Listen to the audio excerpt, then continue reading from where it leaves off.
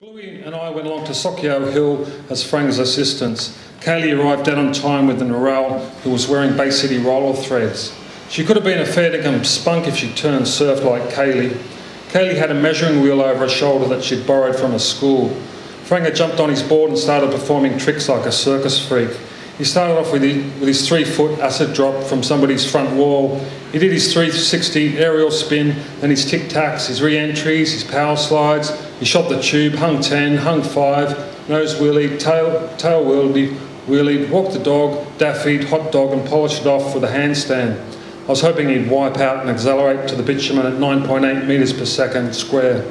Kaylee and Narelle kept clapping and laughing and whispering to each other and asking Franger to do his handstand over and over again. He was wearing footy shorts, and it was then that I noticed that his left testicle was exposed every time his Adidas went skyward. Franger didn't twig what the girls were laughing at. Then he yelled out, "Come on, Darryl, let's show them our catamaran." The catamaran was when we each sat sideways on our boards and interlocked our legs. "No thanks, Franger, I've seen enough of your balls for one day." It still didn't sink in. He turned to Kaylee. "You have a go now?" He was holding a hand to support her. Then he held her elbow, then her waist, then whoops, oh, you nearly fell. "But I've got you, Kaylee." Kaylee was going, tee-hee, this is fun. I got Narelle on my board, but it was not fun. Don't touch me, I can do it. I won 2 gold medals and a silver for walking the beams in gymnastics." Then Kaylee announced, "Let's do some calculations," as if it was a climax to all the foreplay. While Kaylee and Franger walked down the hill, pushing their dumb measuring wheel, click, click, click, Narelle, Bluey and I sat on someone's front wall at the top of the hill. I went, "Do you want to see me do the Dogtown acid drop, Narelle?" "What's a Dogtown acid drop?" "It's when you drop from a high wall on your skateboard, like what Franger just did, only I go a bit higher." I stood up on a section of the wall that was about 4 feet from the footpath. Narelle looked well impressed. "Are you really going to drop from up there?" I dropped to the path and polished it off with a 180 turn. Narelle clapped her hands and squealed, "Do it again, Darryl." This time I moved up to a higher section of the wall. Narelle looked concerned but impressed. "Darryl, you could break your ankles dropping from up there. Life isn't worth living unless you push the boundaries." "Wow, you're so brave. Can you do dangerous stuff like that, Bluey?" Bluey was lighting a smoke. Silently held up his trump card, the cigarette packet his uncle had brought back from America. He grinned as he tapped the bottom of the packet. In big bold letters were the words, "Smoking kills." How could I measure up to that? Unfortunately, the Australian government didn't print skateboarding kills onto skateboards. "Watch this, Narelle," I called. "I'm going to try a 5-foot acid drop. When I land, the board could easily slip out from under me and I could easily crack my unhelmeted head open on the cement and die right here before your eyes." But Narelle had lost interest. She was too busy watching Bluey perform a different kind of dangerous trick. He was slowly exhaling smoke out through his mouth, inhaling it back up through his nostrils. "That's amazing," gasped Narelle. "It's called the Mexican drawback," exhaled Bluey. "I get double the nicotine, and if it goes around a 3rd time, I get triple." Narelle put her hands to her face. "That's suicide."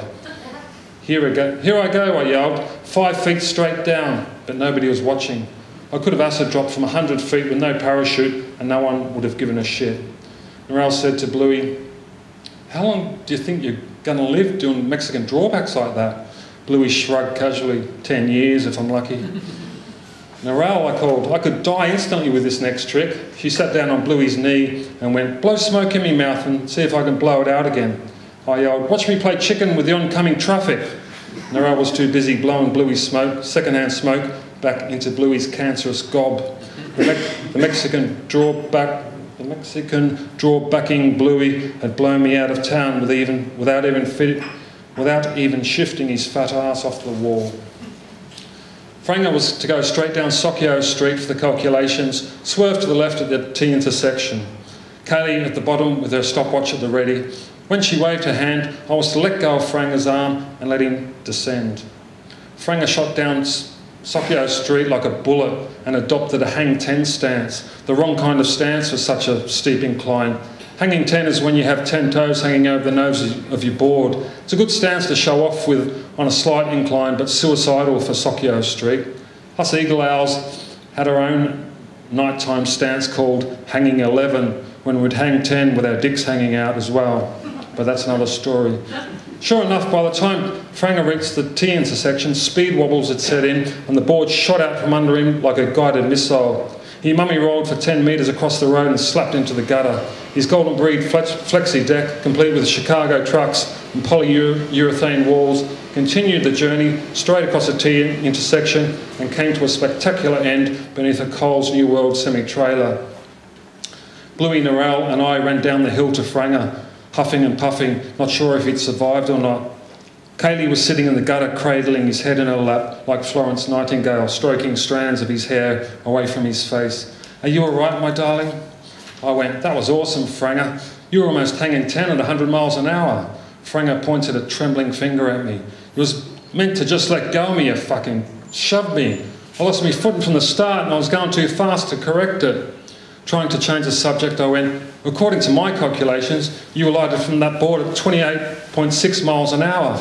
Four angry faces looked up at me, trying to move forward and let bygones be bygones. I said, "Your first 2 steps after vacating the board were 2.8 metres in length." Franger tried to get up but dropped dramatically back to the ground. He was milking it for all it was worth. Anyone would have thought he'd just come off a motorcycle attempting to jump 32 double-decker buses. I said, "See, Norell, I told you skateboarding was deadly. We'll have to call Franger Evel Knievel from now on." Kaylee glared up at me and said, "You're the bloody evil one, Daryl."